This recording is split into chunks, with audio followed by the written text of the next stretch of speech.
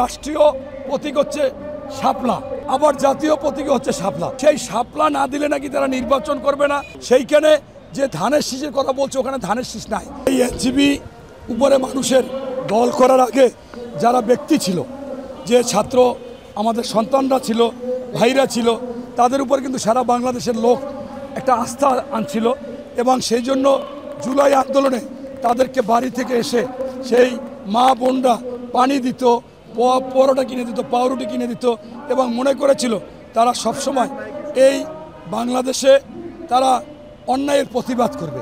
পরবর্তীতে দেখেছে তারা লোভ হয়ে গেছে, তারা পথ চাইছে, তারা দল করেছে, তারা উপদেষ্টা চেয়েছে, শেষমেশ দেখা গেছে যে তারা রাষ্ট্রকে চেয়েছে।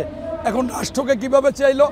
আপনারা জানেন রাষ্ট্রীয় প্রতীক হচ্ছে শাপলা, সেই আবার জাতীয় প্রতীক হচ্ছে শাপলা। সেই শাপলা না দিলে নাকি তারা নির্বাচন করবে না। এই নির্বাচন কমিশনকে অচল করে দিবে, তাদেরকে যা তা বলল এবং আর্মিকেও যা তা বলল। আবার এই সরকার নিজে এসে বলেছিল ওরা তাকে বসিয়েছে, সেই সরকারের বিরুদ্ধেও যা তা বলল। তাই যারা রাষ্ট্র নিতে চায়, রাষ্ট্রের প্রতীক নিতে চায় এবং পাশাপাশি তারা বলল নতুবা ধানের শীষ বাতিল করে দিতে হবে। আপনারা কিন্তু দেখেছেন যে রাষ্ট্রীয় প্রতীক যে শাপলাটা, সেই শাপলাটা কিন্তু স্পষ্ট দেখা যায়। পয়সার উপরে আছে, প্রধানমন্ত্রীর কার্যালয় বা প্রধান উপদেষ্টার কার্যালয় আছে, অনেক জায়গায় আছে। সেইখানে যে ধানের শীষের কথা বলছে, ওখানে ধানের শীষ নাই। ওটা সৌন্দর্য করার জন্য ধানের মতো বা গমের মতো দুই পাশ থেকে দিয়েছে, দেওয়ার পরে আবার দুইটা তারা দিয়েছে, তারা দেওয়ার পরে তিনটা আপনার ওই পাট পাতা দিয়েছে, সোনালি আঁশের পাতা। এখানে তারা বলল যে তাহলে ধানের শীষ বাদ দেওয়া হবে। এখন তারা বলতে পারতো যে হাইকোর্টের প্রতীক হচ্ছে দাঁড়িপাল্লা, সেই দাঁড়িপাল্লা বাদ দেওয়া উচিত। সেইটা না বলে তারা চলে গেছে ধানের শীষের উপরে, তারা চলে গেছে নির্বাচন করবে না, নির্বাচন কমিশনকে বাতিল করতে হবে।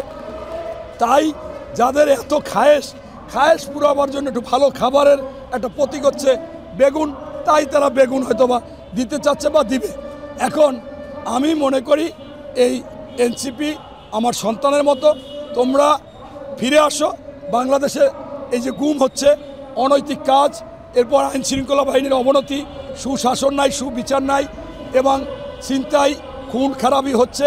সবচেয়ে মানুষের প্রাণের দাবি হচ্ছে আপনার বাজার দর নিয়ন্ত্রণ করা, সেইটা হচ্ছে না, ঘুষ চলতেছে হরদম।